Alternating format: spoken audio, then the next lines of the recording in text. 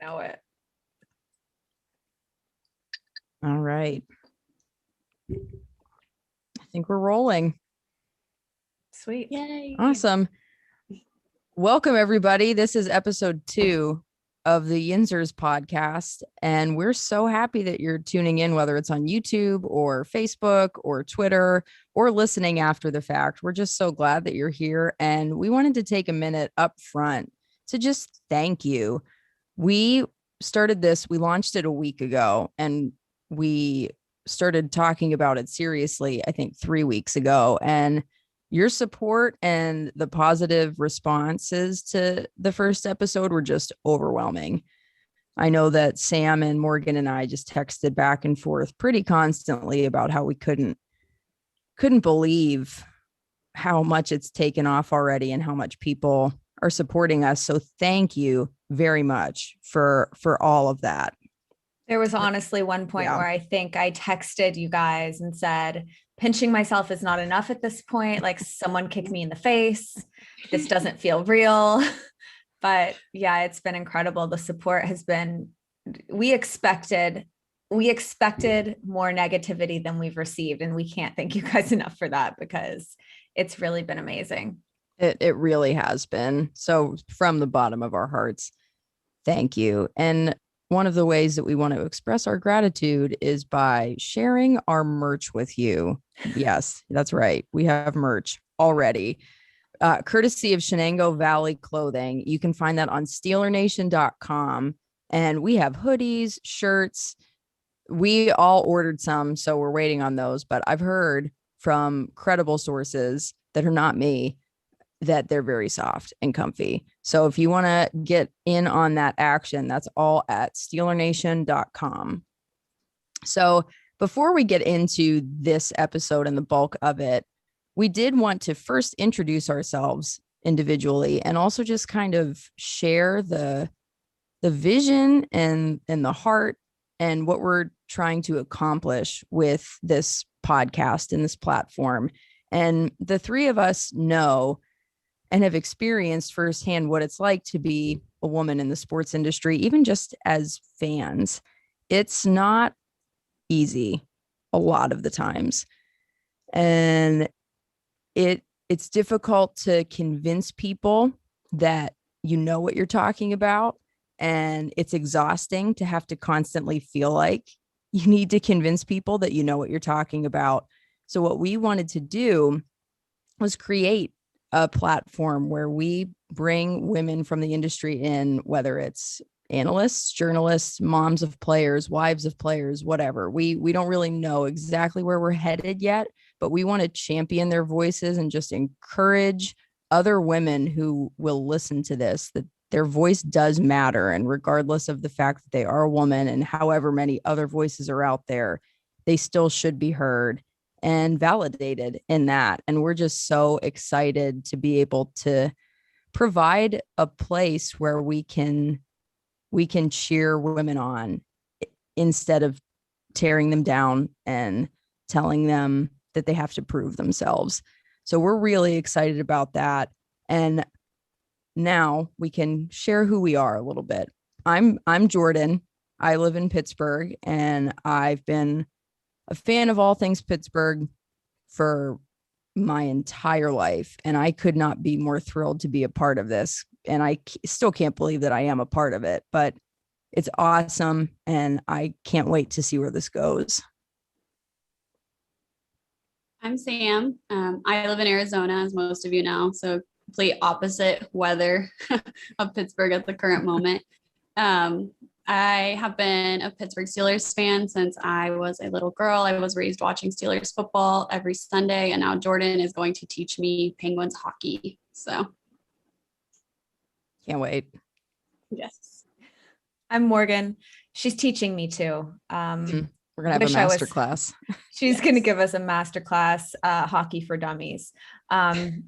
But I am from Pittsburgh, born and raised in the South Hills. I currently live in Dallas, where I train commercial airline pilots, but had a 5 to 6 year career as a sports reporter as well before this. And I'm just so excited to be here because I can't tell you how many times I've had someone say to me in response to an opinion or a take, have you ever thrown a football? Question mark. Yeah, number one, yes, maybe not in a game, but yeah, like anyone who has an opinion or a take or can watch football, understand it, and use their brain to understand what's going on and talk about it, can talk about football. Just because we haven't played football in a professional capacity doesn't mean that we can't speak about it or have opinions about it. And so I'm super pumped to be maybe a resource for women and young girls who feel maybe just because they haven't played or just because they're not a guy that they're inadequate or that their opinions don't matter. They do. And we're so pumped to see more and more female sports fans and more females involved in professional sports. Like Jordan said, as reporters, analysts, coaches, on the medical staff, it's really incredible to see the growth. And I'm just happy that we're a part of it. All right. Cool. So the most important introduction of this episode, we are so excited to have our second guest ever on the Yinzhers podcast, Brooke Pryor. She is the NFL Nation Steelers reporter for ESPN. And Brooke, we are so happy to have you. Thanks. I'm excited to be here. This is awesome. Yeah, thanks for taking the time. We know you're super busy, especially with all these off-season free agency rumors swirling, contract talks. Ben's coming back. Is he not coming back? You know, whatever. Yeah. This has been one of the more exciting a couple of weeks that I've had covering the NFL. Yeah, absolutely. We heard that you had a happy hour with the women of the NFL this week that you had spoken about on your Twitter. What was that like? How did that go? It's awesome. So this is the third year, I think, that we've done it. Usually it's in person in Indianapolis. We have a space at a bar there, and it's women who are agents. This year we had assistant coaches, which was really cool. Something that they're not usually able to join us because they have everything going on the coaching side. But normally, you know, agents, other reporters, people who are trying to break in, team reporters, you name it. It's just women who all get together, who we all are in Indianapolis for the combine, and it's a cool place to network. And, you know, we kind of noticed, and one of my friends, Jory, who covers the Cowboys for USA Today, pointed out, you know, even with the combine being canceled and everything shifting to pro days and like nothing is the same, the two events that still went on this week were the Women of the NFL Happy Hour, and then yesterday the the NFL Careers Forum for Women also happened. So the two things that still happen, women were doing, and to me that's just so cool that everything else has changed, but women are still getting stuff done. So it's been a really cool and empowering week between that, and I was watching the forum yesterday for the women's careers in the NFL. And it's perfect that then this was scheduled for tonight. So it's just, I've had a good week of strong women influence. So it's been really fun. I love it. You love to see it. Yeah. That is really incredible. And I love that there's such a growing space for women in especially the NFL. That's the league that I grew up most invested in. And the Steelers were like, they were it for me. All I cared about was the Steelers and if they were winning. But I was curious because I know that you live kind of in the Midwest area. Which team did you grow up rooting for? Like, who was your team? So it's funny because while a lot of my professional career has been in the Midwest, I'm from North Carolina. NFL wasn't necessarily on my radar as a kid. Like my most dominant NFL memory is the Super Bowl that the Panthers were in that they lost. And I think that was the halftime that Justin Timberlake like ripped off Janet Jackson's top. And I was at a church, classic, like at a youth group watch party, and that happened. And like, let me tell you, that was really tough for the parents to explain to all the kids what had just happened. I mean, obviously we knew what had just happened, but like watching them try to be like, no, it's fine. We all didn't see that. That was really great. But like that was my dominant NFL memory for a while, was watching the end of that game. And I think whoever beat the Panthers, and this should just tell you that NFL history is not necessarily one of my strong suits. I got into journalism and sports journalism more for telling the stories, and like I can barely remember like how many years I've been married to my husband, and it's 2. Like I can't remember anything. So trying to think back for like NFL history and like who won that game, all that stuff. But I just remember the end when the Panthers lost and the confetti went off, and I was just so sad. I was like, forget this. I'm done watching the NFL. I tried. The team I was rooting for lost. I'm out. So I'm a Carolina basketball fan. I went to UNC. Both my parents went to UNC. They met there. So I grew up, college basketball was all I knew, all I wanted to know. My parents just made me like clean out all my stuff from their house the other day. And they had these newspaper clippings that I'd saved from when I was a kid. We lived in Winston-Salem, so it was the Winston-Salem Journal. Anytime UNC was mentioned, and I think it was the 09 season, but I did it for 05 as well, I would cut out any article about UNC basketball and I would put it on my wall. And yeah, it was a lot of dedication there. It was definitely, I know I did it in the 05 season too, because I had these big posters that we got from our dentist office that had the UNC basketball schedule on it and the players on it. And it's so embarrassing. But when they won the title in 05, I was in, I think I would have been in 8th grade. Is that right? I was younger. I wrote on the posters, I heart May, I heart like every single player, because I was just so happy that they won. By the time they won in 09, I didn't do that because I was a junior in high school and I knew better. But like my walls were just completely covered with Carolina basketball posters, articles, the bracket, like you name it. That's what it was. And when I went to school at UNC, I didn't even know I wanted to be a sports journalist. I just wanted to be involved in sports. And my mom signed me up there was Carolina Fever, and you got points for going to different events. And if you got so many points, then you would get a riser spot at the basketball games. And then just by chance, I applied to the student paper, got on the sports desk. And the first thing they told us was, you cannot be in Carolina Fever because you can't be a fan if you're going to be a journalist. You have to be impartial. So I dropped out of Fever. I didn't get my $20 back. It was my mom's $20. I felt really bad because she was like, made it a big deal, like sent me a card, like, you can sign up for this. But it kind of became clear that if you work really hard at the student paper and you work your way up, eventually you will get to cover Carolina basketball. And that became my goal. I kind of went full into, all right, my goal is to be the basketball beat writer for the Daily Tar Heel. If I'm not going to be a fan, I want to get to know the program, and I want to use my knowledge of their history because I lived it, to make me a better journalist. And so that was kind of when the switch flipped for my childhood team became the team that I wanted to cover. And my goal for a long time was to be the beat writer, the UNC beat writer for the News and Observer in Raleigh. And then just through a series of saying yes to people and taking different job opportunities, I'm now in the NFL, which is just crazy because like we watched NASCAR on Sundays growing up.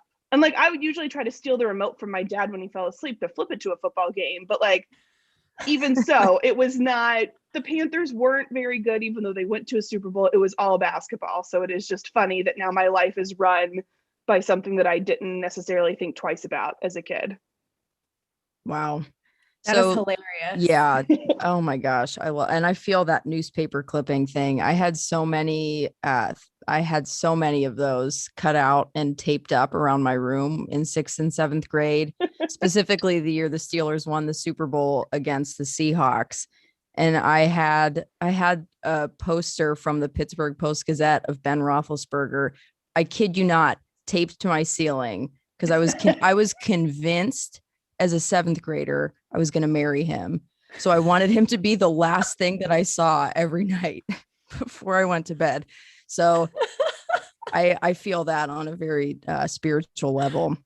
So you said that you got into it for the storytelling. So do you find that kind of does that sort of connect you to the team on a deeper level, or are you able to kind of compartmentalize work and keep that from affecting the way that you root? Yeah, fanship. That's a good word for it. Yeah. I think the best example of that is the way that I draft my fantasy football team, and my husband makes fun of me for it all the time because I'm terrible at fantasy.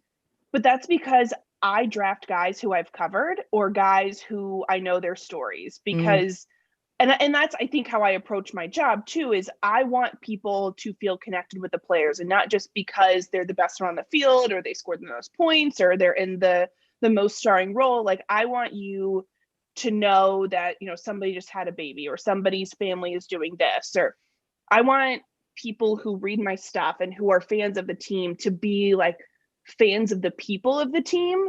And because to me, that's what it's all about. Like, sports are about celebrating other people. And a lot of times it's celebrating accomplishments, but I think it means more when you know their history. So like, I still draft Gio Bernard on my fantasy team. And sometimes that's good. Most of the time it's not. He rides my bench for the majority of the time. But, I was in college when he was in college. I don't know that I got an opportunity to write a ton of deep dive stuff about him because I was a year or two behind. So I wasn't on the football beat yet. Or if I was on it, I don't remember ever doing a big feature on him, but I do remember my 21st birthday weekend. It was the Carolina State game, which is Duke's the big basketball rival. State is the big football rival, as much as it hurts my soul to say that State's a rival in anything. And Gio, they punted to Gio and he ran it back and won the game. And that is the best. And it's my 21st birthday. I'm around all my friends. That moment happens. And then knowing, that where he came from in Florida and that we went to the same school, and then seeing him have success in the NFL and marrying a girl that he met at Carolina, I will always love Gio Bernard. So that's why I draft him. I draft guys that I covered at OU. I don't actually draft Baker Mayfield though on my fantasy team, because I also know that if anybody looks it up and they're like, that's weird, why does the Steelers reporter have the Browns quarterback? But I draft Patrick Mahomes. Because I not a bad choice. Yeah, that one's worked out for me, except for when I've taken him in the first round. Yeah, if you're gonna stray, that's an okay place to stray. Right, exactly. So, but yeah, I find that I connect with players and I root for people. So even though I'm not a fan of an organization, or even watching Carolina basketball now is a lot different because I'm not in school with these guys and I don't know their full backstory. I don't know their personalities from talking with them in the locker room. Marcus Page was one of my favorite guys because he was a journalism major and we would see each other in the J school. And I felt a connection with him because we're the same age. I know everything about him. And then I felt that way for a couple of years after I graduated in 2014. I felt that way for a couple of years after I left because I remember these guys getting recruited and following those paths. And I was just in it every day.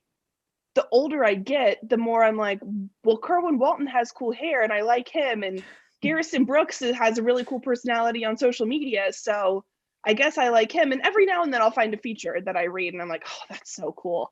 And then I feel connected with the guys again. But that is, I think, the biggest difference now being a journalist is I root for people, not for teams. So if someone's been, a great quote or willing to open up, then I will follow them forever and I will hope for good things for them. Even, there's no cheering in the press box, but I will, hope for good things to happen to that person because I know them. And that's what I try to do then when I write stories. I relate to that so much because my first job as a student reporter, my internship was at the Arizona Republic, and I was covering high school sports and I only wanted to cover NFL. Like you said, that was the goal. That's where I wanted to get. And so finally the draft rolls around in, I think it was 2008. And I got to go to the Cardinals draft party and they wanted me to interview players and reaction to their first round draft pick. It ended up being Beanie Wells. And so I'm at the Cardinals Stadium and they have players all around. And I'm just, 20 20-year-old kid, nervous as hell at my first reporting job in like pro sports. And from that day on, I was a Steve Breston fan because he was so nice to me, took the time to answer my questions, sat down with me, wasn't annoyed that some kid was asking him questions for some article. Sure. It was just, I get it. You relate and you want to support the guys and the athletes who you can have that connection with. And then it makes it easier eventually if they get traded and they go to other teams, you become a fan of the person. And that's always nice too. I don't play fantasy because I would just draft Steelers players because in my head, like this is the year that they're all just going to go off. If only. Right. Oh, Right? true. Oh my gosh. Oh my gosh. Yeah, my mom sabotaged me in fantasy this year, drafted Juju before me, and then was like, I'll trade him to you. And I was like, you didn't even want him? You just wanted to trade him to me? I was like, that's trade bait. Yes. I was like, thanks wow, a lot, Mom. coming from my own blood, like what? It's funny you mentioned the draft story and getting in kind of on that ground level. That reminds me, Jordan, I see your Minka Fitzpatrick jersey. It's such a small world moment. I interviewed Minka in Oklahoma when he won, was the defensive back, his name is escaping me, but he won an award that is given out in Oklahoma every year. And so I was covering OU football at the time, and the college reporters would rotate who had to cover this award. And my job was to go talk to him before the award ceremony, which happened to be, the award ceremony was the day after the Super Bowl. So he was there the day of the Super Bowl and had done like a boot fitting and like all of this Oklahoma stuff. And the last thing he was going to do was go to the Super Bowl party that was hosted by a family in Oklahoma City. And I couldn't make it to any of like the boot fittings or anything else. And they're like, oh, we'll just come over to our Super Bowl party. No big deal. And I was like, okay, like what am I walking into? It's the biggest house I've ever seen in my life. There was a valet. Like it was wild. So wait, valet at a house? At a house. It was the biggest party. I don't remember their last names. They were very wealthy in Oklahoma City. And it was wild. And I walk in and I'm expecting like somebody to be like, what are you doing here? Who are you? No, there were so many people, they didn't even care. And so I'm like, well, I just need to find Minka Fitzpatrick. Like, I'm going to, like, that's my one mission. And then I'm going to leave and go back to watch the Super Bowl with my friends. And I find him, there's a camera crew there from ESPN that was also following him around for a pre-draft thing. And he was just sitting in front of the TV trying to watch the game. And people keep coming up to him and talking to him. And like, he's being really nice, but like, man, he really just wants to watch the game. And at halftime, the camera crew and I, we'd kind of befriended each other and we're like, all right, we need to interview him. But it's too loud out here because they have surround sound on. And so the host is like, oh, we'll just like go in this room. You can use our bathroom. And I'm like, that's weird. Why am I going to interview Minka Fitzpatrick in a bathroom?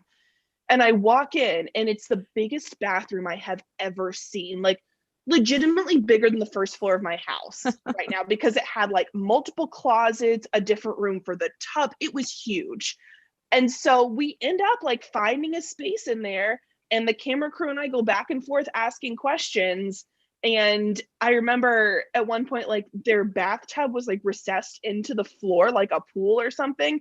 And while we were walking around the bathroom trying to figure out like where to interview, I remember Mika and I like laughing about the bathtub. So then flash forward a couple years and he gets traded to the Steelers. And I was like, this is so cool. Like who would think that I interviewed you in a bathroom in some person's house in Oklahoma City, and now I'm talking to you in the Steelers locker room. And like he remembered that, and or maybe he was just being nice. But moments like that, when you talk to these guys and you connect, you're just like, gosh, like you're really cool. And I remember his dad was really nice and his family was just so awesome, not acting like they were too good for anybody or anything like that. Like you knew he was going to be a star, but he didn't act like it. And so I can't draft Minka on my fantasy team, but I do enjoy being able to cover him now on a daily basis and get to see him in the locker room, knowing his whole backstory. Yeah, that's so cool. That's awesome. Brooke, what would you say is like the moment in your sports journalism career where you're like, oh shit, like this is real, it's happening? Yeah, it's funny because I've talked about this before with some classes. They're like, how did you know you wanted to be a journalist? And I was like, I didn't really know. I just kind of started getting internships, and it's not that I had a ton of internship offers by any means. I applied to probably like 15 internships and I got 2 my entire 4 years in college, and those were the 2 I accepted that have worked out really well. And I just kind of fell into it. But I think the moment that it was like, oh, this is what your job's going to be, is I moved across the country to Oklahoma with about 2.5 weeks notice. I was at the time living in Durham. I was working for a small startup newspaper called the North State Journal that covered the entire state. And I took that job because I wanted to continue to cover Carolina basketball, and I wanted to write cool features. And it let me do some really cool things covering rodeo and a paraplegic swimmer and things like that. But, I went to the Final Four, and it was 2016, the year that Carolina lost to Villanova on that just insane shot. And before the championship game, because I was with the small paper, I was sitting in, like, my seats were so bad. I was like beyond the baseline. It was because it was in NRG Stadium. I was sitting in the end zone basically, and the court is way up in front of me. I can't see anything. So for the semifinal game, I had just sniped a seat that was open, that was on the sideline, like incredible seats. You go. So I think, oh, well, I can just sit there again for the championship game. If the guy wasn't there for the semifinal, no way he's going to be there for the championship game. It's like somebody in San Francisco. And so I sit there and I get all my stuff set out, and no kidding, like 5 minutes to tip off, this little old man comes up and he's like, you're in my seat.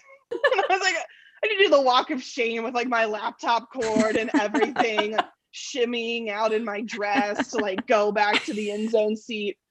And so when I got booted, at that point, I start emailing people who I'd seen on the seating chart that I didn't think would be there. Like maybe I can move at halftime or something. And so I emailed Jenny Carlson from the Oklahoman, who I had met previously at an awesome convention association for women in sports media. And I was like, hey, I don't know if you know me. We were in like a breakout group one time.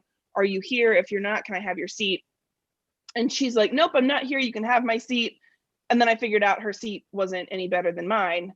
But all of that to say, about a month later, she emailed me out of the blue and said, hey, I have no idea if you want to leave North Carolina, but I've been looking at your stuff. You're really good. Would you consider covering football, the OU football beat for the Oklahoman?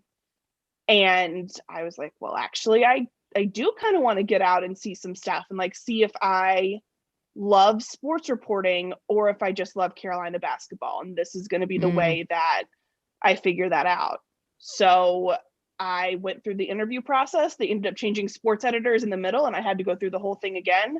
I flew out to Oklahoma at the end of July in 2016, interviewed. It went well. They offered me the job like a week and a half later, and the season was going to start in like 3 weeks.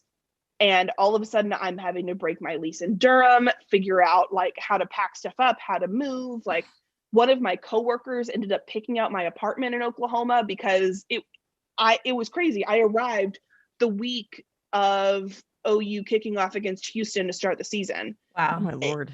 It was insane. And just jump right in head first. It was literally just like, all right, well, we're going to do this. So you're going to move away from everyone you know. My husband and I had just started dating in May of that year. He moved me across the country and then flew back home. And it was like, okay, I'm going to do it. And so after that, I was like, if this doesn't work out, at least I tried. But I pretty much just dove in straight away, and it worked out pretty well, I think. Yeah, I'd say it worked out.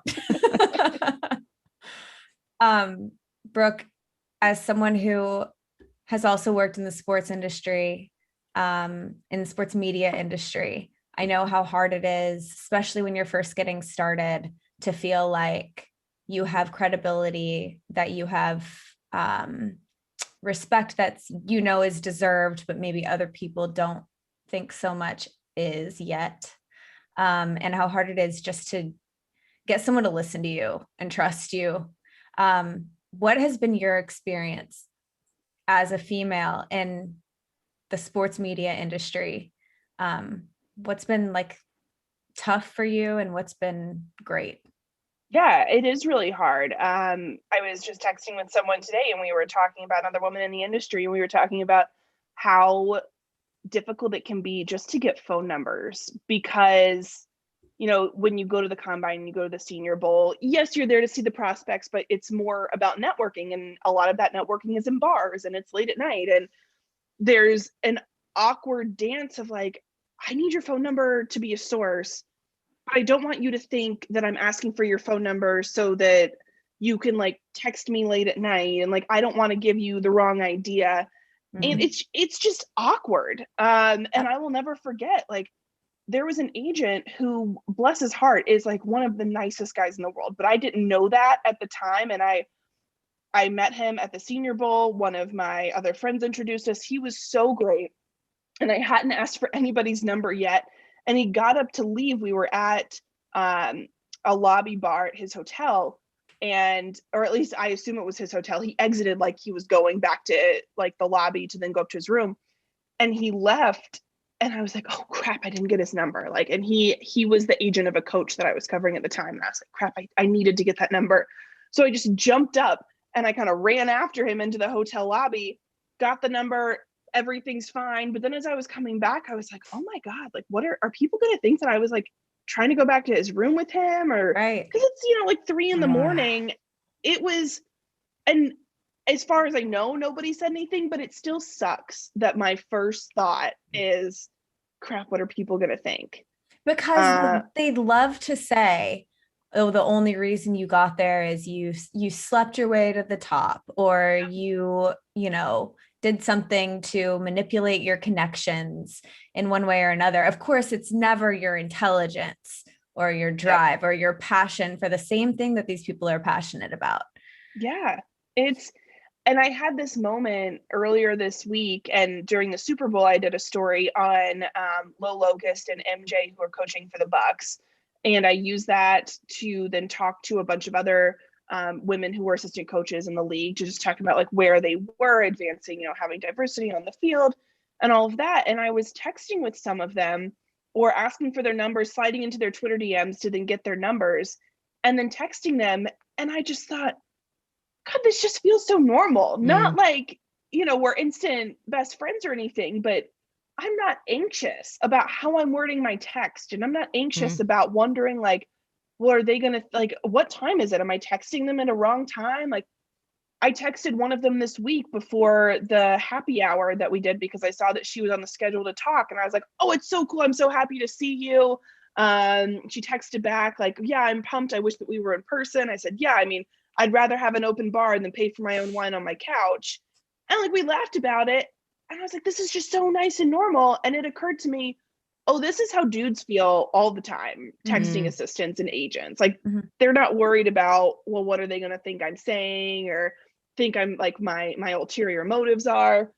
So that's like probably the biggest thing that I deal with now. And also like being on the Steelers beat now, I mean, you guys know it's a lot of men that are covering the team.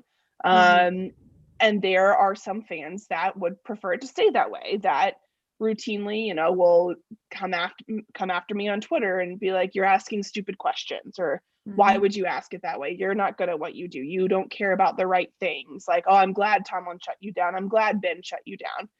And that's where it gets really hard, because it's like, well, first of all, they shut down other people. You notice my voice more because it's more high pitched than everybody else on this call. Right, because you're a woman. Right, exactly. And you stand out more because you're a woman. Exactly. So that gets really old, but at the same time, I celebrate being different, because it means that I'm approaching stories from a different angle, and I'm looking at things from a different lens. So while yes, all men are different and they all approach stories from a different way, I think that I approach it from an even, different perspective. I tend to go for the emotional connections, to build the relationships, to look at, let me talk to your mom and your wife. And at one point I wanted to do a story on Joe Hayden said that he gives all of his interception balls to his wife, Sarah. And then she like decorates with them and stuff. And I never got the chance to do it, but I thought, God, that'd be a really cool story. Like, what does Sarah Hayden do with all of Joe Hayden's interception footballs? And I don't know that anybody else is listening or looking for things like that. I'm having trouble hearing you. Well, Apple Watch thinks that I'm talking to it, and I'm not. Siri's listening. Siri. So that's what happens when I talk with my hands. It's like, no, you must want something. I think in the long run, being a woman is to my advantage, but they're definitely like growing pains that you have to work through. I totally agree. We see how you handle stuff on Twitter we've all experienced people coming at us and telling us stuff, but we're not in the spotlight like you are in that way. You have 20, 30,000 followers, and a lot of them, not a lot of them, but some of them like to just come at you because it's easy, fun. I don't know if they see you as an easy target because you're different than the typical male analyst or journalist or whatever they are used to. But you handle that so well. And it really is, it's something I aspire to because I just go back at them. So, it's amazing. And like you've gotten to where you are because you're able to handle stuff like that. And because you see you being a woman as something that works to your advantage. And I totally agree. I think that there's a reason we celebrate diversity in 2021. And part of that is being a woman in a male dominated field. And I have so much respect for your takes and your questions. And I love that you want to tell stories because the three of us, at least I know, we connect to that stuff too. That's why we like the players that we like, because we like their stories, their character. We like what they do on the field, of course, but anyone in the NFL is in the top 0.00001% in that sport. So obviously we like what they do on the field. It's just, I like where your mind's at with that. Thanks. Yeah, it's the Twitter. I mean, a perfect example is what happened earlier this week when you guys announced I was coming on, and it just went like sideways. And the funny thing is, like, I quote tweeted that guy, and so I have a setting on my Twitter where I don't get notifications from anyone that I don't follow. And I think I might get it if they're verified and I don't follow them. But like, if I don't follow you and you tweet nasty stuff at me, I'm not going to see it unless I click on a tweet and I'm going through the replies, and then I'll see it. And sometimes I do that to make sure that like I didn't tweet out inaccurate information, because people are quick to be like, your math is wrong or whatever. So sometimes it's like a quality control thing. Sometimes the temptation to read the comments just comes in and you read them. And I was interested to see what the feedback was going to be for going on. And I noticed that it was getting a lot of buzz on your Twitter page. And I was like, oh, this is really cool. Like, I'm really excited that other people are excited. And then I saw that guy's tweet and I was just like, you know what?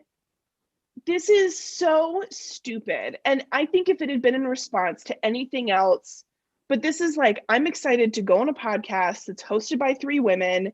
We're going to talk about sports. We're going to talk about being women in the industry. Like, this is something that, why can't I be excited about this? And why are you taking this away by using like the lowest form of insult? Like, it's not even close to the worst thing I've gotten. I mean, there was a thread on a message board at OU that I looked like a Longhorn during like Texas week. And it's just like, that's creative. What? So like, I was just going to say, a lot of everything that 90% of the time when these people come at you or any of us, right, it's regurgitated bullshit. Like you must have been reading the last guy who came at me, his tweets, because you're saying the same stuff. Tell me something I haven't heard before. Like, I'm bored. Yep. And so I was just like, you know what? I don't want to ignore this guy because he's not tweeting to get a reaction necessarily in that situation. He's tweeting to just be a dick. And I was like, you know what? No, you're not just going to get to say this into the void and think that you're just saying it into the void. So I'm going to quote tweet it. We'll see if he deletes it. I'm going to screenshot it in case he does, because odds are they think that nobody's paying attention. Like, to me, that wasn't a cry for attention. That was, well, nobody's going to see it anyway. So what does it matter what I say? And I was just blown away by the response. Like, I didn't tweet it for people to come and say, no, like, you look great, you're fine, you're talented, whatever. I tweeted it to shame that guy and to be like, maybe next time you'll think before you think you can just say whatever into the void of the computer. And instead it turned into this like really empowering thing. And like my husband laughs at me because I don't handle compliments well.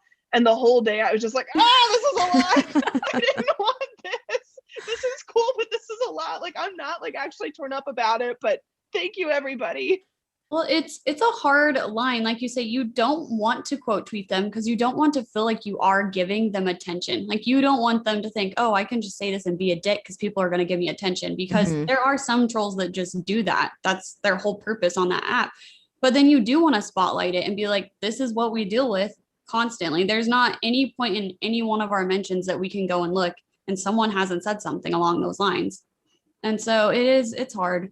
It's hard trying to find that balance of like, do I want to make an example out of this person or just ignore them?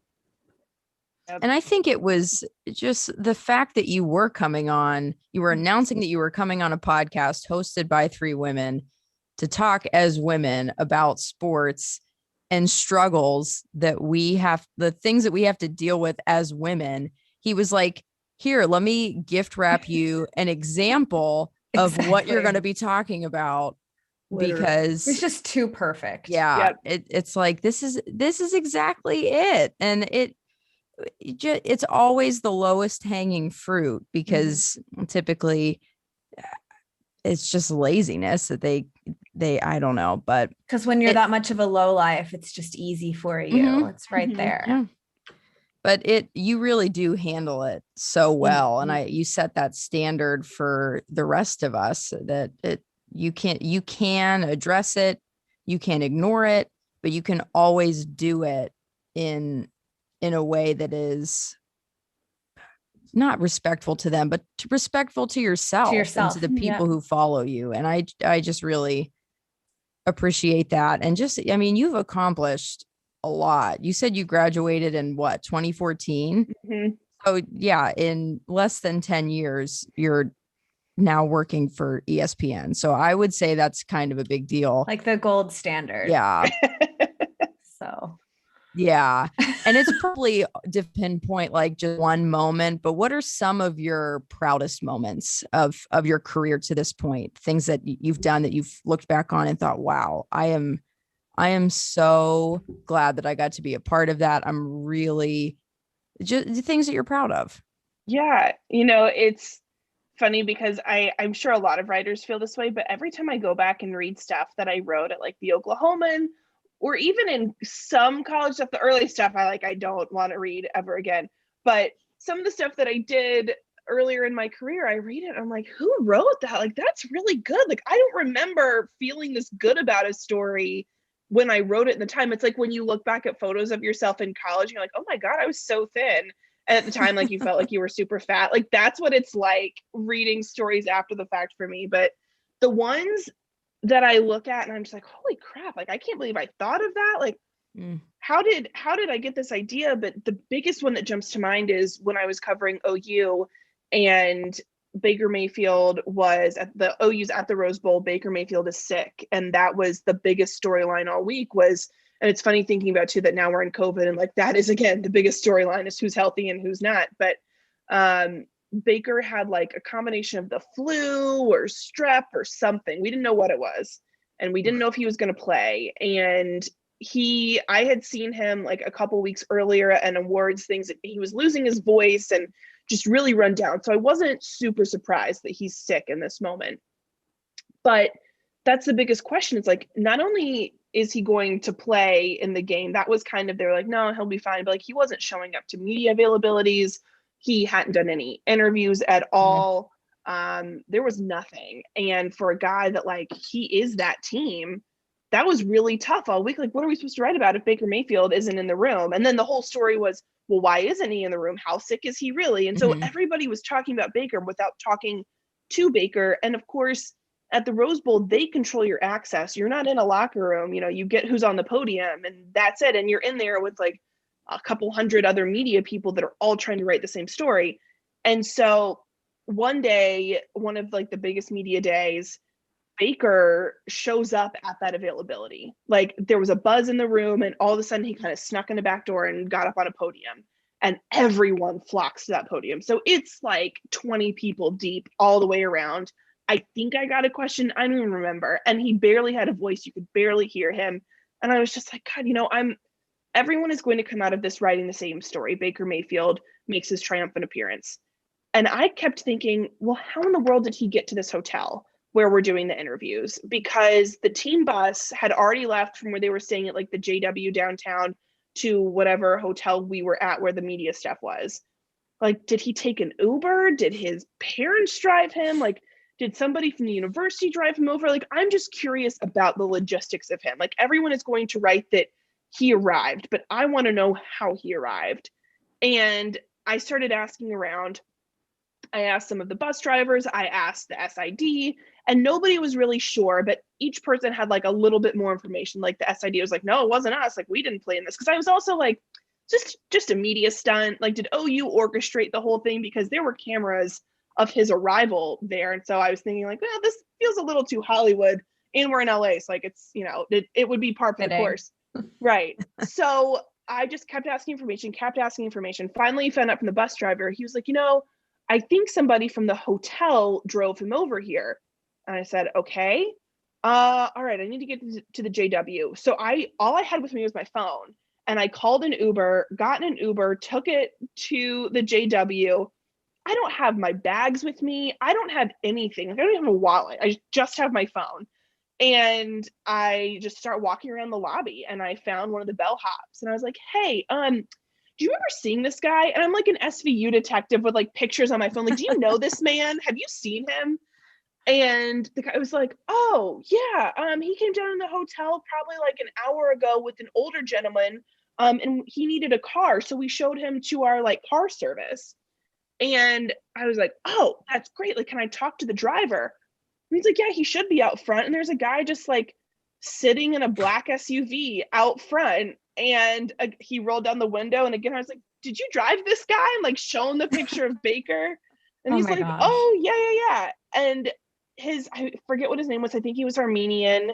Didn't know that he was driving like the future #1 draft pick, Heisman winner, like didn't know anything about who Baker was. He just got the address, and he said he didn't know until he pulled up, because I guess Baker had told the SID, I'm on my way. So the SID sent like the ESPN crew out to film him going in. He was like, I didn't know that I had somebody famous in my car until we got to the hotel and there were cameras waiting, but like had no idea. So that, looking back now, the fact that I was thinking in that moment, like I need to write a story that's different from what everybody else is doing. And I'm going to chase it, even if it means like jumping in an Uber in a city where like, you probably need a wallet with you, like what if my phone had died? What would I have done? You just went for it. Proud of that. So that's probably like my proudest moment. And like, just knowing just going with my gut and following it and chasing the story and like seeing how it came together. I will always be happy that I just was able to pull that off. It's like combo of my dream job. Like I would love to be a detective or an investigator and also a sports reporter. Mm-hmm. So not an investigative reporter, but like an investigative sports reporter. Exactly. I watch enough true crime stuff. Like, right? Right? Yeah. You mentioned Hotel Cecil, which also LA. Imagine if you'd been staying there. There'd be another layer to the story. Right? I know there's a Law and Order intro there somewhere. Mm-hmm. Okay. Intriguing. Building off that, Brooke, I'm curious because like you said, everyone is going to write that same story because there's nothing different that anyone could take away from it. And you went that extra step. Mm-hmm. You feel like that's a big struggle in the industry if everyone is getting that same news and you have to try to differentiate yourself from it? Yeah, I think especially this year is a really good example of that, when like in a normal year, you have the locker room and yeah, you're going to go to all the scrums. Like if Patrick Mahomes is talking, you're going to be in front of Patrick Mahomes. But if you want to find the other stories, you have the option to do that because you can go, to DeMarcus Robinson, who nobody is sitting next to, or, you're doing a story on Chris Jones and he has a big scrum. Well, turn to the side. Oh, here's his locker mate, Alan Bailey. I'll just ask him about Chris Jones. So like there are ways in a locker room that you can maybe write on the same person, but get a different angle just by using your surroundings. There are no surroundings in a Zoom call. It's like this is what the team is giving you. Everyone's going to know what questions you're asking. Everyone's going to know the angle that you're approaching. You have to hope and pray that like you get a good quote, but it's not good enough that everybody tweets it out. So by the time it's in your story, it's stale. Like, it's such a tough balancing act. But that's where I think this season like really challenged me in ways that as much as I hate transcribing extra stuff and get anxiety doing like making a phone call, it makes you feel like a reporter. A good example of that is the story I wrote on Ben at the beginning of the season, the year that he was a wide receiver in high school. Somebody, I don't even remember how I found it out. So I think Ben mentioned it actually when he was talking about the year that he was hurt. He felt like he was kind of a wide receiver again, watching the offense from a different perspective. And I thought, well, that's weird. I don't think anybody's written about that. And so I was like on Facebook tracking down his high school teammates and then getting other numbers from them and like just kind of tracing it through to where at the end of the day, the only quotes I had that everybody else had were some from Ben, and that maybe like one from Vance McDonald talking about how much fun Ben was having, but like everything else, I got the idea from the Zoom call, but then I had to go beyond that to find the bigger story. And I think that that's a big challenge now, is being able to identify a storyline that maybe everybody sees, but figuring out a way to go around it. And that's how you distinguish yourself, because it's easy to write off every availability. What's not easy is going into each availability with like, okay, I want to do this angle. And if this doesn't work, I'm going to do this. And I'm going to ask my questions. I'm not just going to write the best thing that comes of it. And I mean, that's why when I was in college, I didn't know what I was doing. I would rarely ask a question, especially when I was a freshman. As I got older, I learned that like, okay, etiquette is like, if other people are asking you questions and giving information and getting information for you, you need to reciprocate and also ask questions. But I mean, when I was just starting out, I was like, okay, well, if this beat writer's asking this and this one's asking this, then this must be the storyline and this is what I need to do. And the way that you distinguish yourself is by identifying your own storyline that you get from making your own observations and then building a story off of that, and not just relying on the strength of the group to help you do your job. And that's why you're so good at your job, is because you are, it really is like regurgitated the same few stories that you see everywhere, because everybody is just kind of clamoring to get that piece of news out first, so that they are the ones with the most hits. But like I just love that personal touch that you have to it, where you do dig a little bit deeper, and you just have the mind of a writer, and that is a breath of fresh air in this industry. Thanks. Especially with sports, it's so easy to run with whatever's going to get clicks. And so many people in sports media, in Pittsburgh sports media, do that. There are infinite blogs and places where you can get this information, and Twitter accounts, and it's just a different byline, same story over and over and over again. So when we have stories like the ones that you're able to come up with, Ben being a receiver in high school, like, that's so interesting. And maybe it doesn't have any effect on who he's playing as, but it's so interesting, and no one else has that. I think that's so cool. Yeah, that's the hardest thing about being in a market like Pittsburgh, where there are so many outlets and it's such a crowded beat. And it makes me thankful that I learned how to be a journalist on the UNC beat when there were multiple newspapers, multiple blogs, TV outlets, everything. So I learned early that there are only so many pieces of the pie, or there are only so many things that you can write about, but you still have to find a way to distinguish yourself. And I've been on crowded beats the whole time, except for a short stint I covered NC Central, which actually ESPN has a documentary out about them right now that Chris Paul's producing, Why Not Us, on ESPN Plus. And it's so cool because it's like Lavelle Moten is still the coach. Wow. He's still like saying the same things that he was saying when I was covering them. But that's the only time that I've had a beat to myself.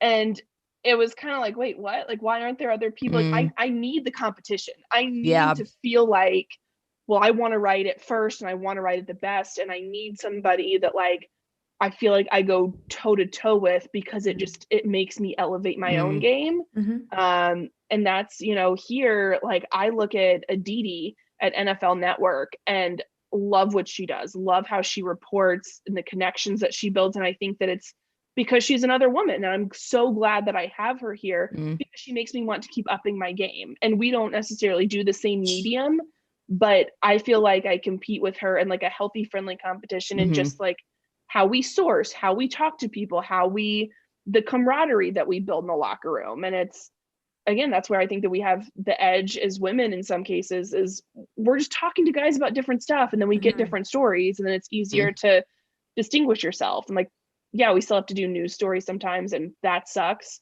And I don't love having to push out a story in 15 minutes, but I kind of think it's like, okay, I'm going to do that to pay the bills, and then I'm going to do what I really love, which is write some of those deep dive features. I mean, iron sharpens iron. So like you having, or anyone in media or any industry having competition is a good thing. Like we should, as professionals in any industry, appreciate competition, because if you approach it the right way, it's going to make you infinitely better. I love that you and Aditi have that relationship. That's really cool. Yeah, she's awesome. She was encouraging me this morning. So that's like, when I say that we talk all the time. I love it. She helps me out a ton. I would not have I barely have any sanity left, but I wouldn't even have what I have left if she wasn't in this market. So switching over to more Steelers centric, do you have a favorite Tomlinism? I think we all have a few. Let me think, because he does so many. Like I did a story on it earlier this year, and I was just like, I mean, this could go on and on and on. And even I think the week that it came out, like I had already filed the story, and then he used a new one in, I don't remember what it was, but like he used a new one. And we were all like, wait, what? Like, we've never heard him say that before. And I had to rewrite the top of the story to like just retop it with something fresh. Where does he come up with this stuff? I don't know. And like we were all trying to figure that out. I want to know how often he uses them at home. Like how often are his kids like, Dad, we don't understand what you're saying. Like, what do you mean painting? Why are we painting a barn? Like, what do you want me to get in the real kitchen or like a figurative kitchen? Like, I don't know. I really love that you can't put Jell-O back in the box or whatever it is, because I'm always like, no, of course you can't, but like, are you, like, I guess if you spill the powder, you can, like, you just get it to the edge of the counter and you scrape it back in. But I guess if you go through the process of making the Jell-O, then no, you couldn't put it back in the box. Why would you want to? Right? It's just right. That one, I love that one. And then the popcorn one, and popcorn's like my favorite food. So anytime he references popcorn, I perk up a little bit. But I love that he just keeps throwing them out, and some are nonsensical, some make a lot of sense, but I just love that the whole locker room bonds over him using them. I want to like illustrate a children's book and just of Tomlinisms. That would be so good. That would be a bestseller. 100%. Yeah. Read that this is copyrighted. Me. No one steal it. There you go. Baby Yinzhers. Yeah, that's right. Baby Yinzhers.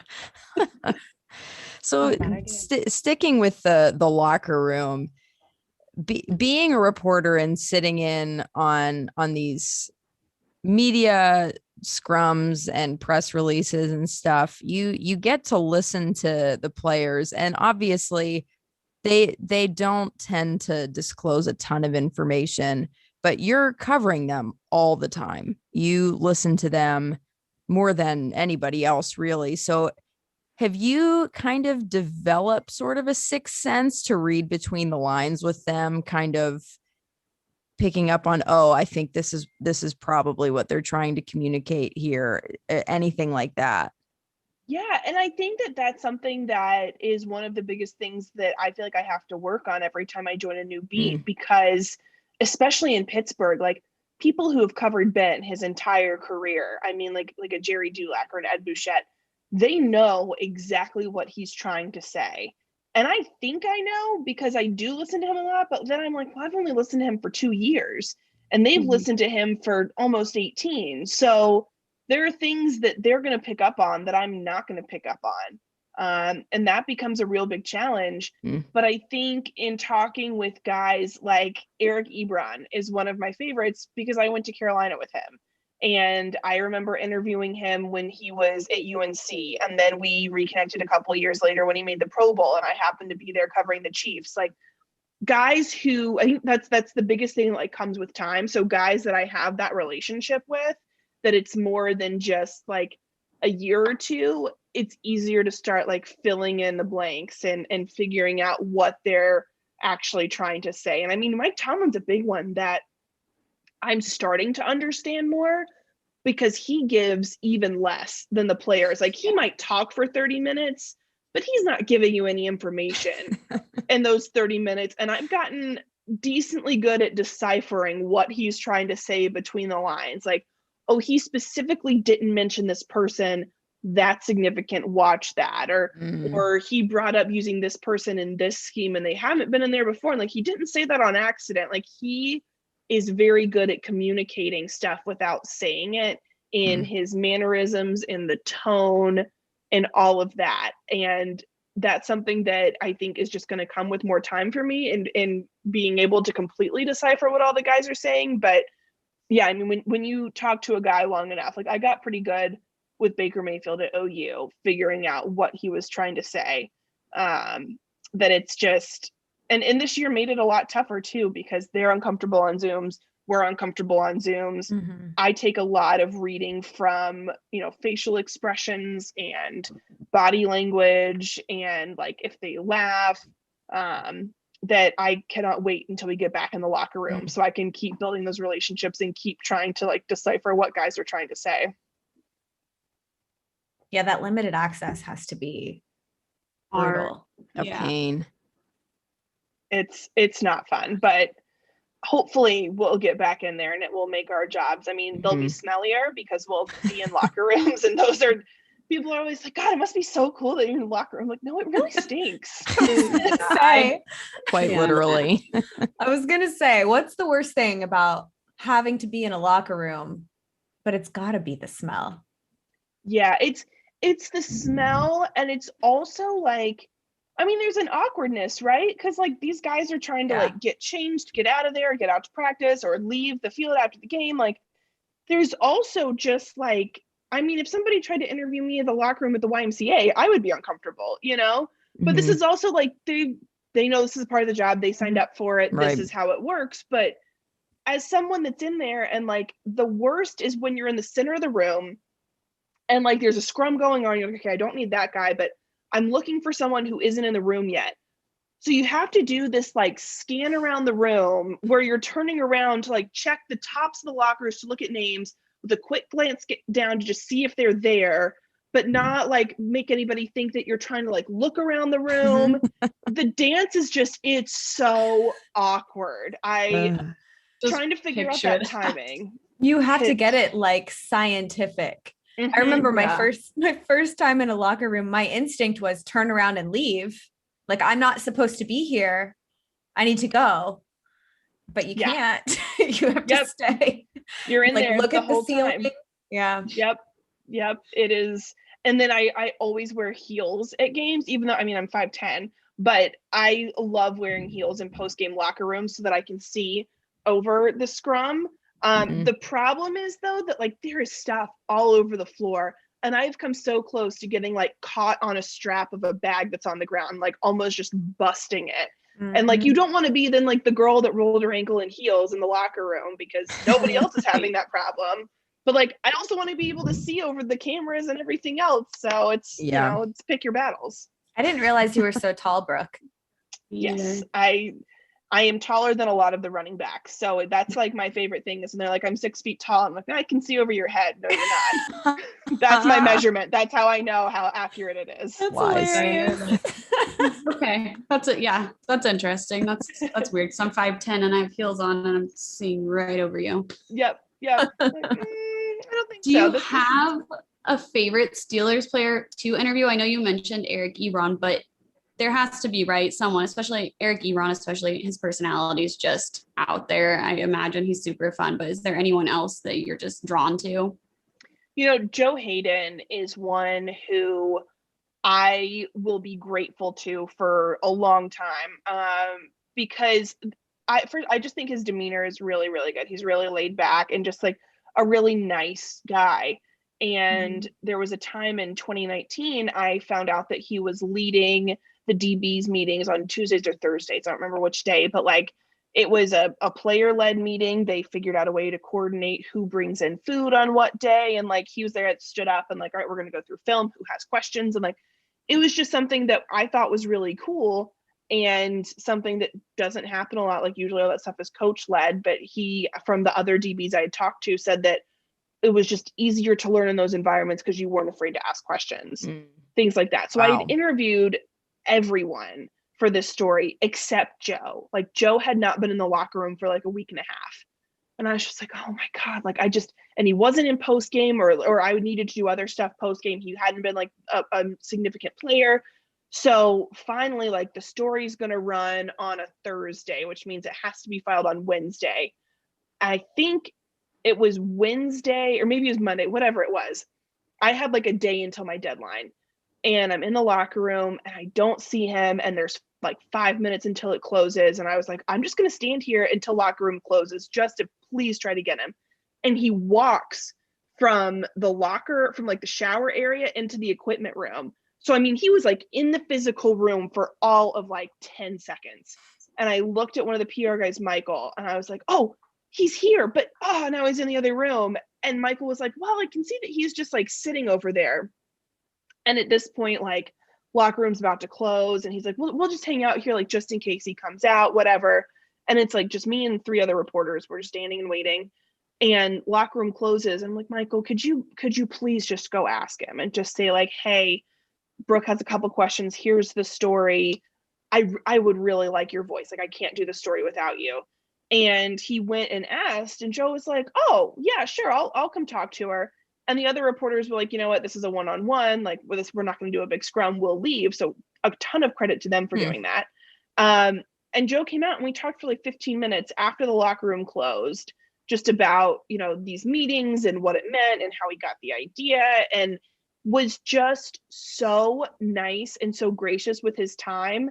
And huge credit to the PR guys too, because like they're not supposed to, they have no reason to leave the locker room open later for me.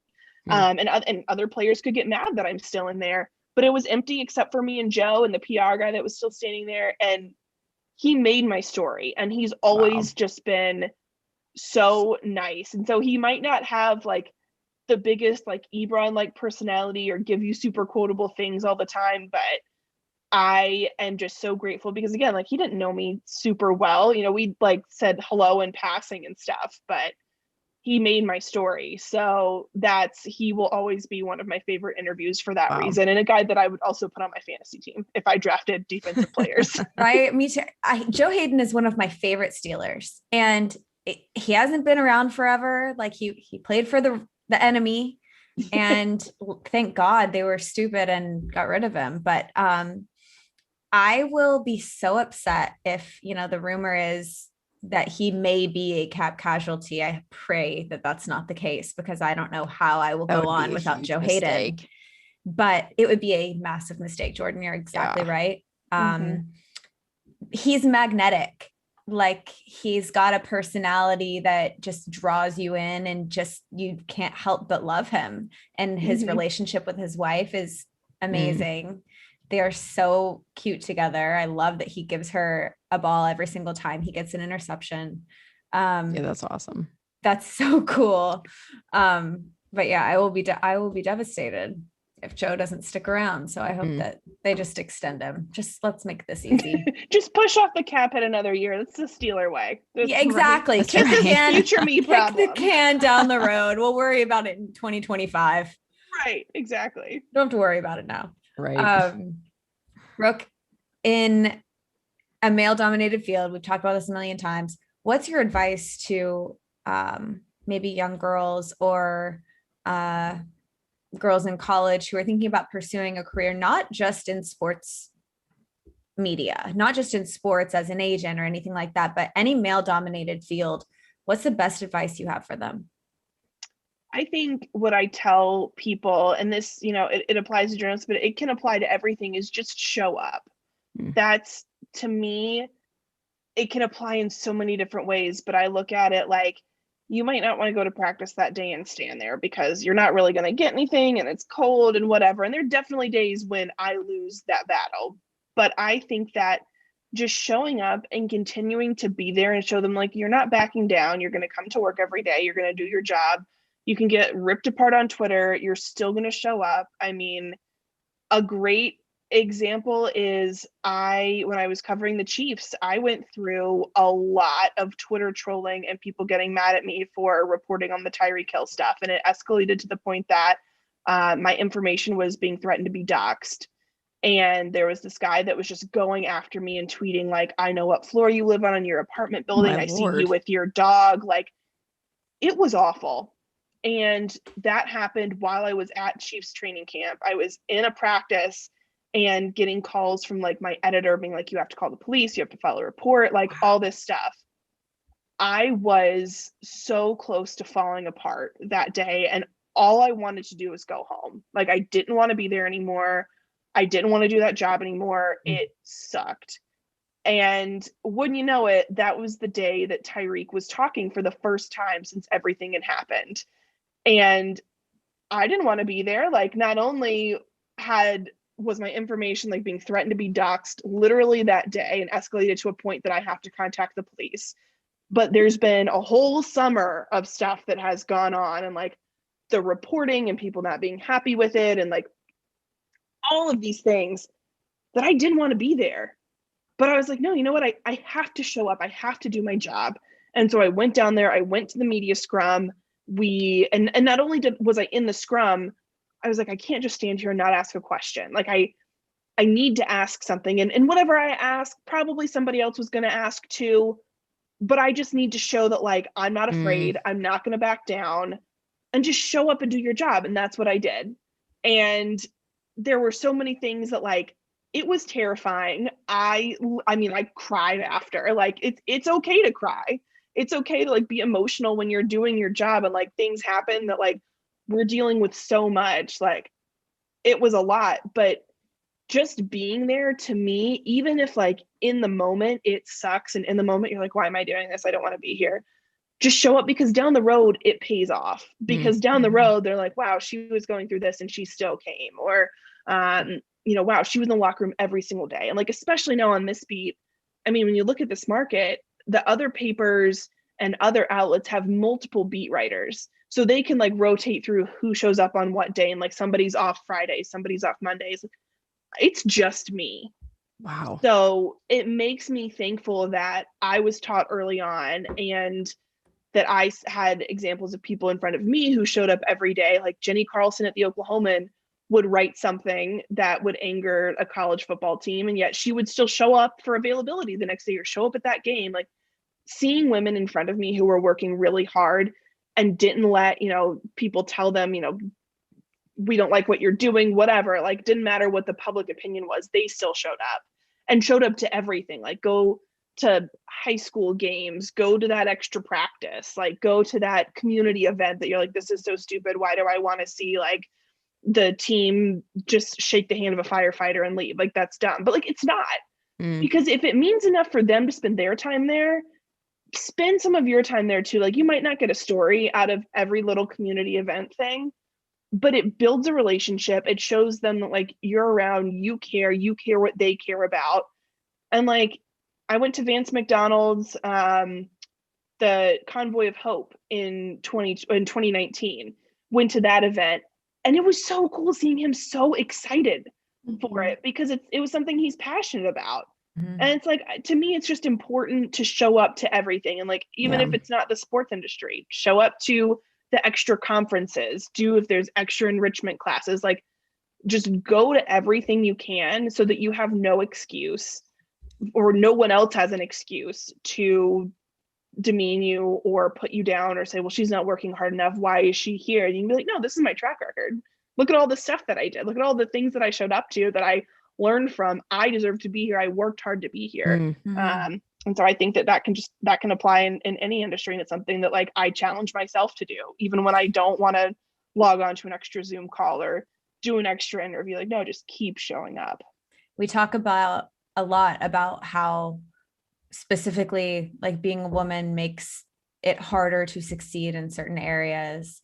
And while that's true, and we all don't deny that that's true, I think it's so important that we also don't victimize ourselves and say, oh, this is happening to me because I'm a woman, because then we're perpetuating the stereotype, we're perpetuating the problem, and maybe not adding to it or contributing to it. But if we believe that this is going to be, that we're going to be viewed a certain way because we're women, then we will be. But if we look at ourselves as empowered and capable and just know that we just have to be even better because we're women, and we just have to be better than anyone else in our position to earn the same amount of respect. And as long as we know that and don't victimize ourselves, and like you said, just show up, no one can tell you anything about yourself or what you're doing for your career or what you're choosing to talk about on Twitter. I think that's such excellent advice. I think that, I really don't have anything to add. I just think it's really great words of wisdom to live by, because there are a lot of times where it's just, especially over the course of, living through a pandemic, where you're like, I just can't it feels like I can't, I don't want to, I just want to sit at home in my sweats and binge whatever. Oh my God, Tiger King and Love is Blind, like whatever was on Netflix back then. Yeah. But like it really does pay off long term, no matter what you're doing, to just be like, okay, but do it anyway. And that, I think that's awesome.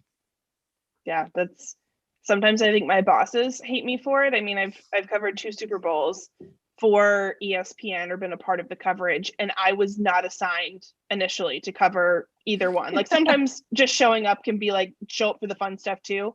Like I went to Miami in 2020 before the pandemic to do an interview with Juju, and I kept bugging my bosses, like, I'm going to be there. I'm going to pay for my flight down so I can do this story. And like, I'm going to be there. And they were like, okay, but like, you don't have a Super Bowl credential. We're not giving you one. Like, you're here for something else. And I was like, all right, fine. But like, I'm going to be here. And then it turned out that they needed me. They got me a week of credential for, I think I needed access to interview somebody. I don't remember what it was, but then it turned out that we didn't have anybody to go to the interview session for Shakira and J-Lo. And they're like, hey, like, you're credentialed, right? Like, can you go do that for us? And I was like, yes, I'm here. And I mean, I literally got there 5 minutes before it started. Like, same thing, hopped in an Uber, went across Miami. Lord. And they laughed this year, like our Chiefs writer didn't want to travel to the Super Bowl because of COVID, decided that it wouldn't be the safest thing. And my bosses called me and said, hey, can you do this? We know that you've covered the Chiefs and the team.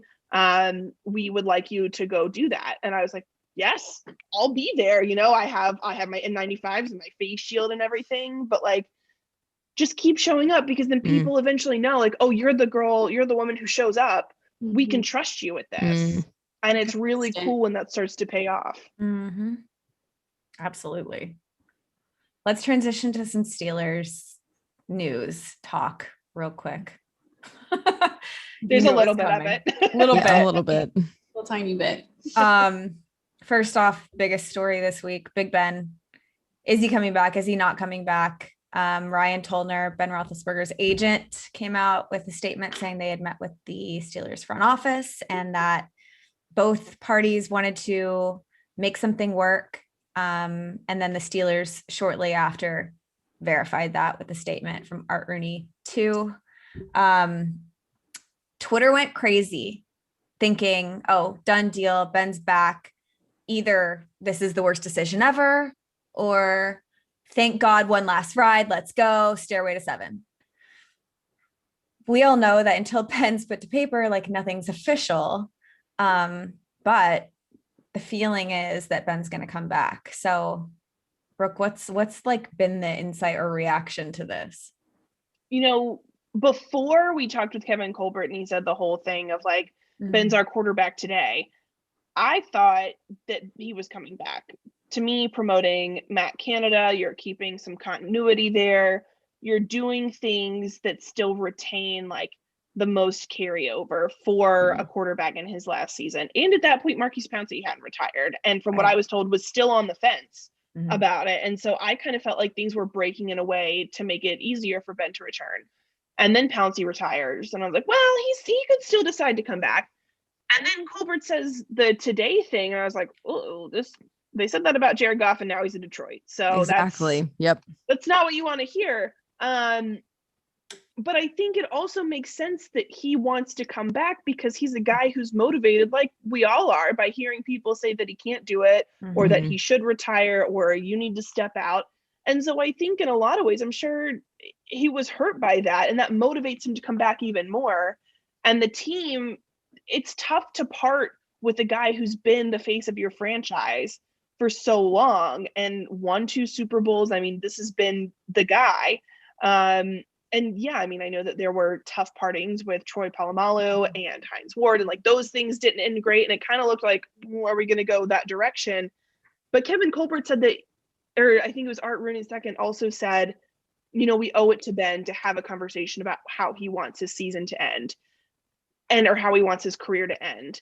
And I kind of think that the debate right now within the Steelers organization is kind of the head versus the heart. The head knows, well, we're going to be an organization after Ben, and we need to make sure that it's as healthy as possible. The heart says, yeah, but this has been our guy for so long and he's won 2 Super Bowls. Can we just give him one more time? And I think that that's a lot of the conflict that we were seeing. And at this point, it seems like the heart's winning out by them saying, he wants to come back. We want him to come back. We just have to figure out the money. And that's the brain being like, well, yeah, of course we have to figure out the money. That's been the biggest thing all along. That's what Colbert said is the biggest thing, that it was mostly a financial discussion that they needed to have with him. And it's not so much about his quality of play, which I think is valid because the elbow is fine. His average air yards per attempt was up in the last 3 games of the season. Like, the elbow's fine. The mobility has declined a little bit. The line was not good. Like, I think he can still play, but it's about weighing what's best for the future of the organization because Ben Roethlisberger is not going to be the quarterback for 20 more years. He's just not. So I think that, yes, he will end up coming back. I don't think it's going to be necessarily like the swan song victory tour thing that we've seen with some other guys with like a Larry Fitzgerald, where it felt like everywhere he went, he got, signed jerseys or, whatever. I think that it's still going to be a really tough season, and it may end up being even more painful than the way this season went and ended, because they're just not going to have the money to put guys around Ben the way that he had them around him this year. So I think it's going to be good for him and for people to have kind of one last ride with Ben, but I don't think it means automatic Super Bowl. And if anything, I think it could even make that goal harder, just knowing how much of the cap is now eaten up. Well, they talked about it like going into this season, like they knew this is our last real shot to get Ben a Super Bowl because of the cap situation. We knew that this team was going to look vastly different than the team that's going to be on the field come September. And I would love for Ben to go out on his terms. And this season felt that so much was out of his control. And he has been our guy for such a long time and he's done a lot for the franchise. But when do you draw that line where you're like, we can't just cater to what you would like to do and what we would like to do for you. And if we know that we're not going to get you a Super Bowl this year, or we're fairly confident we're not going to get with a harder strength of schedule than last year. Exactly. Much harder. Do you put off this cap situation and figuring that out, prolong it, I guess, by bringing him back? There are a lot of things that are up in the air. So it absolutely makes sense that they aren't really saying what's going on, because they probably don't even know what's going on, because we don't know the cap situation right now. We don't know if it's going to go up or if it's going to stay the same. We don't know who they're going to sign. It's just, And to me, Tolner's statement to Aditi saying that we're working on a creative solution with Ben's contract situation, reading between the lines, that's not a guy saying, yeah, I'll take this giant pay cut. You don't have to pay me anything, which is fair. It's not, he didn't ask the Steelers to structure his contract this way. He didn't say, yes, please make me a huge cap burden and try to give me all this money as a 39-year-old. Like, this is what they did. And now it's kind of tough. I mean, either the Steelers are going to have to go away from their typical contract structure where they don't do voidable years, or they're going to have to ask Ben to take a significant pay cut to play, for a cap hit of around like $23 million. And it's like, there is no good solution here if they want Ben back, which they are now saying they do, but saying like, well, it's just about figuring out the contract situation. Like, yeah, that's kind of been the thing all along. Always. Yeah. Right. Yeah, they're going to end up news. paying him in like almond torts from Prantles. Oh my God. Which I would do that. I would play for that. They'll throw in a few of those. This is your signing bonus now. Have an almond tort cake. One a week. I think you're spot on. I don't know what the answer is either. And I think on Ben's side as well, it is kind of the head versus the heart, because I think his heart is still very much in this game. Whereas with Pouncey, we saw that verbatim, it's just not. And I think with a lot of guys who are nearing that point, especially like on the offensive line, there are guys who I wonder if maybe they've lost their fire for the game. You don't see that in Ben. And for the first time, Ben has been extremely vocal about saying, I'm willing to do what it takes to make this work. So we know what we've seen of Ben in the past. We know that he doesn't like to take less money. We know that he, has been very self-centric in some ways, and that's fine. You're the quarterback. You're our guy for 2 decades. But if he wants to play on a competitive team, I think he knows what that is going to require. So we'll just see. But what bearing does this have now on our draft? Because I have seen so many mock drafts who have us either grabbing Mac Jones, which I hate. I don't like that idea at all. Or trading up for a quarterback, which I don't see us doing either. Or, taking offensive line or running back Najee Harris in the first round. So if Ben stays, that changes things. I think the Mel Kiper's mock today had Landon Dickerson going to the Steelers in the first round, which I think is a good pick. And I talked with Mel right after the Senior Bowl, and we just went through a lot of like offensive tackles, centers, and I agree completely. I think that they need to go with a lineman with that first pick. And Kevin Colbert said, hey, this is a really deep class of tackles, which is good because this is a team that needs tackles. But I think that if you address a big guy right off the top, that is filling a huge need, and probably the biggest need on this team, and one that is hard to fill otherwise, especially when you don't have any money. Absolutely. After that, I think running back, I keep pushing Javonte Williams or Michael Carter, because I want more UNC guys on the team, because again, the connection, and I want an excuse to write about them and call Mac Brown because he's just a great human. I think that if they take a quarterback, like with Ben coming back, it obviously pushes the kind of the frenzy to get a new guy in, or at least, to have more options, more immediate options. It pushes that urgency off a little bit. I still think that they should take somebody in this draft, because Mason Rudolph is a free agent after this season. Dwayne Haskins is a free agent after this season. Essentially, no quarterback is going to be under contract for the Steelers after this season. At worst case scenario, you draft like Jamie Newman in the 3rd or 4th round, and you have a backup for the 2022 season. You at least have a guy that you're like, all right, well, at least we don't have 0 quarterbacks, because I don't think that they're going to give Mason Rudolph an extension before this season, because they don't they are still cautiously optimistic about him, Mhm. but he needs preseason games. He needs more game action. And he just, his sample size is so small. So I wouldn't sign him at this point. And I know that people are saying, well, maybe Dwayne Haskins is in place of drafting a quarterback. Like, I'm still skeptical of that. Like, if he pans out, great, but he could be another Paxton Lynch that ends up on the practice squad, you know, and that's, you don't want that either. So I think that a guy like Jamie Newman, okay, maybe he also never develops into anything because he didn't play at Georgia last year, and he looked rusty at the Senior Bowl, but I think that his upside can be so high. Why not draft him? You've got a quarterbacks coach in Mike Sullivan who has a proven track record, worked with guys like Eli Manning. I think that you take him, you let him be a developmental player, see what you have. Hopefully, you know, he can be your backup in 22 and you can sign a mid-level vet for the 22 season, or this season goes terribly and you end up with a high pick and you get one of the quarterbacks coming out of that class. And no, they're not going to be a Trevor Lawrence, but you know, there's still some options that, you know, whoever the top two quarterbacks are could be a franchise quarterback. But I don't think that the Steelers by any means are going to get one of the top two picks, but maybe like the top two quarterback prospects.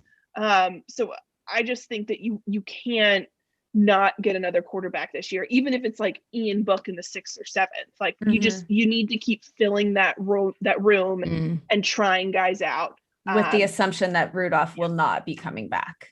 Right. And maybe unless they know that they want Rudolph to stay, unless they know at this point he's the guy for at least a year after Ben's gone. Which I don't think we know if they think that or not. I will say, like, I liked a lot of what I saw against the Browns, but it doesn't make a ton of sense to me to put Mason Rudolph in a Matt Canada offense. Right. It doesn't make a ton of sense. So that's something to keep in mind. And he has lead feet in the pocket. I mean, his awareness is so low.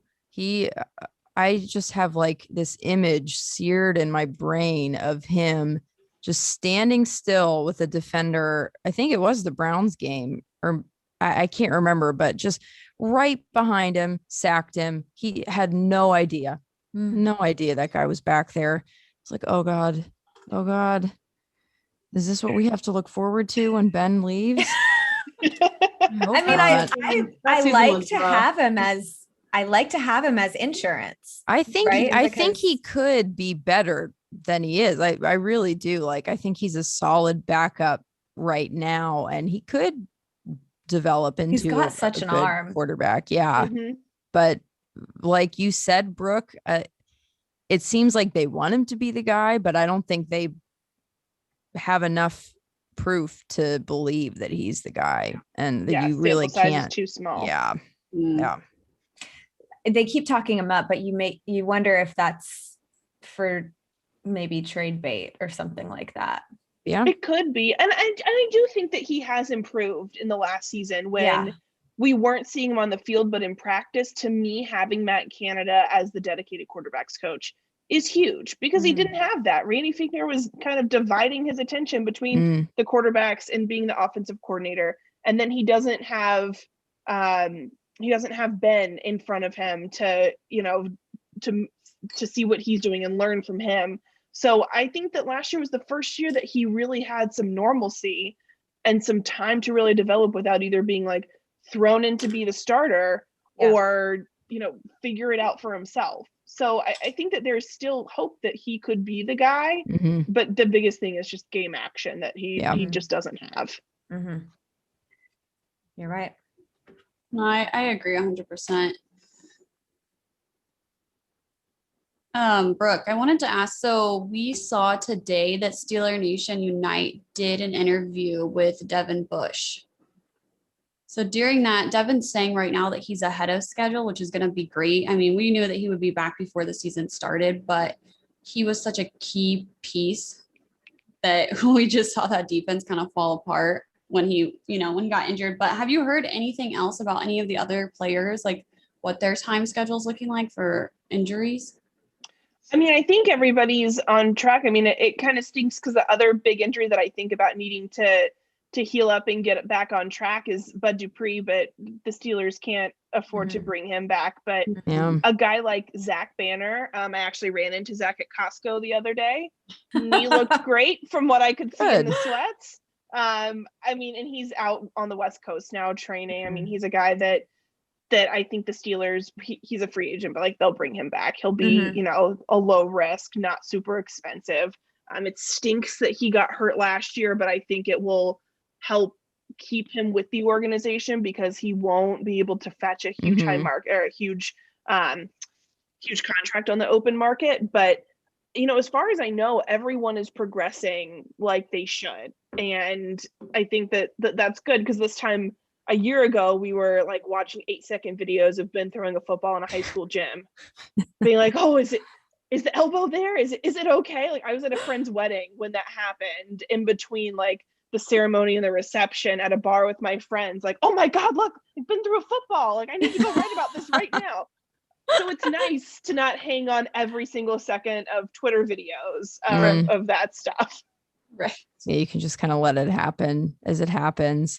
Although we are hanging on other Twitter things like JJ Watt and his cryptic tweets and all that. And there's so much speculation around it. John Clayton said that the Steelers are basically out on him, but how plausible was that possibility to begin with? Like, can a dream be dead if it was ever alive? I mean, look, the only way that he was going to end up here is if he was taking a deep family discount and saying like, well, I'm in the last few years of my career anyway.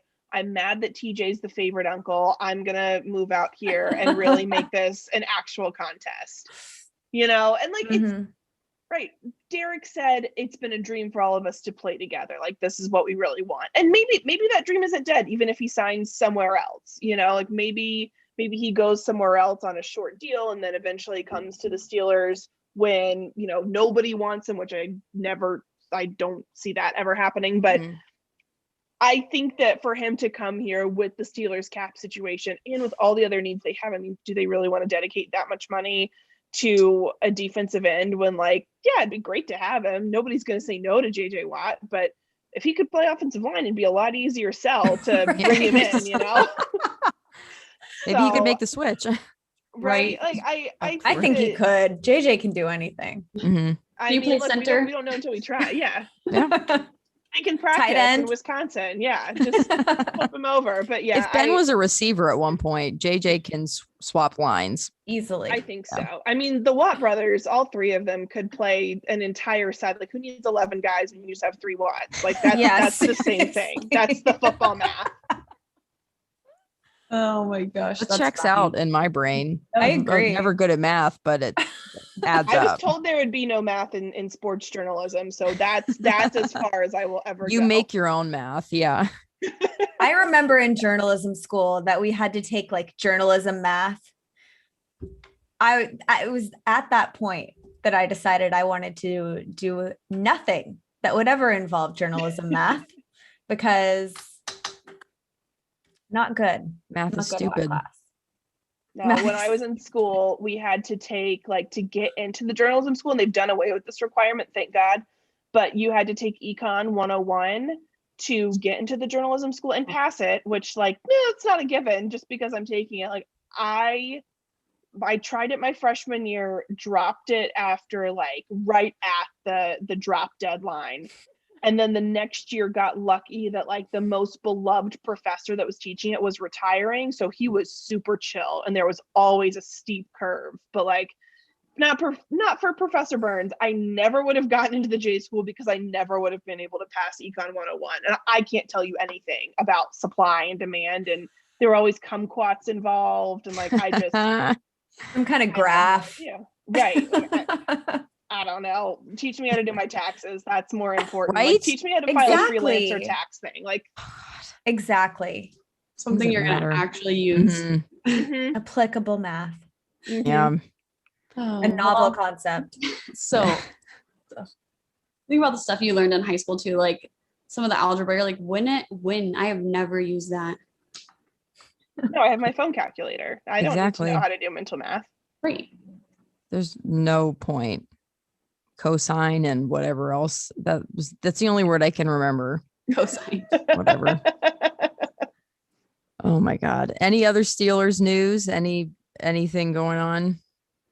I don't think so. I mean, I wake up every morning assuming that this is going to be the morning that Ben retires, which now that we have Art Rooney, the second statement, I wake up with a little less panic, which is good because my husband always sees me like first thing on my phone and he's like, I'm pretty sure that's what all of the health experts say not to do. I'm like, oh, are all the health experts covering the NFL? Because I wake up in a panic every morning. In arguably the most stressful upcoming free agency season the NFL has seen in a long time. Yeah. You have your work cut out for you. In like the good news is that since the Steelers don't have a ton of money to spend, it kind of feels like the most stressful time is going to be between now and the new league year starting. It's not going to be as chaotic as the Chiefs free agency when they signed Tyrann Mathieu and Frank Clark and released Justin Houston and Eric Berry. And it was just like, I went to the movies and Justin Houston got released and I was like, oh, we got to go. I was sitting in a parking lot of a barbecue place, which like so Kansas City. It is. And they signed Frank Clark and I was like, oh man, okay, gotta go deal with that. No barbecue tonight. Shoot. No, the line was too long. I was like, we're at Chinese takeout because I don't have time to wait. I gotta go. This is a story. It's breaking news. Yep. Oh my gosh. Well, we want to thank you, Brooke, for coming on. Like, we're just so thankful. You've been so much fun. Seriously, it's excellent. Yeah, you've been awesome. You're welcome anytime. Anytime. Please. For sure. Yeah. I think my husband's surprised that we're still podcasting. So I just got a text that was like, are you still on that? Did you call your mom? And I was like, no, I'm still on the podcast. Are you apologize to him for us? Yeah. Yeah. Well, he's been podcasting. He does fantasy. So he's upstairs and has been podcasting with Fantasy and Frames and talking with them. So we've just been on dueling podcasts. That's if he fun. wants me to come on as a guest, I'll say just draft every Steeler. My best advice. Good strategy. I'll let him know. I'll say, if you want some fresh voices with some fresh ideas, I've got It's you. a really fresh idea. Super fresh. Like it's a fresh. very bold idea. Like not ripe yet. So don't eat it. Well, you have a season. You have like a couple months, 6 months or so for it to really get ripe and just do it. Yeah. Yeah. Brooke, do you want to drop your social media handles? Yeah. You can follow me on Twitter at BE Pryor. Same thing on Instagram. And my Instagram since college has become more and more now. It's just like clips of me on SportsCenter and stuff, which is wild. That is not what I thought it would be when I started the account. Right? You could just see the transition over time. Yeah, it's like working as a camp counselor, people trying to move a truck out of a spot it's not supposed to be in to SportsCenter. It's just really run the gamut. Natural evolution, I think. Right. Yeah, anyone's Instagram account. Just a typical progression. Nothing to see here. I go to Instagram. I'm like, I'm gonna archive that. I'm gonna archive that. I don't want to see that anymore. Nope. Well, so we're the Yinzhers. You can follow us on Twitter at Yinzhers with HERS. And then our Instagram is Yinzhers Official. My Twitter is Samantha James with an _. And then my Instagram is Samantha X James with an _ Boom. You can follow me on Twitter and Instagram at Fidge Newton, FIDGENEWTON. And if you want the smoke, you can follow me at Tokyo Xmo. I had to change it. Tokyo Xmo on Twitter. I'm always ready to throw some hands. That's all of us. Whenever somebody attacks one of us, it's like a little wolf pack that's just like. Yeah, and now Brooke's in the sisterhood. So next time, Brooke, we got you. Yeah. Nobody's gonna come after me now. They know better. I'm ready. God. Thank you again, Brooke. You've been awesome. We really appreciate it. Thanks, Brooke. And, thanks for your time. Thanks to everybody for listening. We'll be back next week, so make sure you tune in. And subscribe to us wherever you listen to podcasts. Boom. We'll be there. Mm-hmm. See you next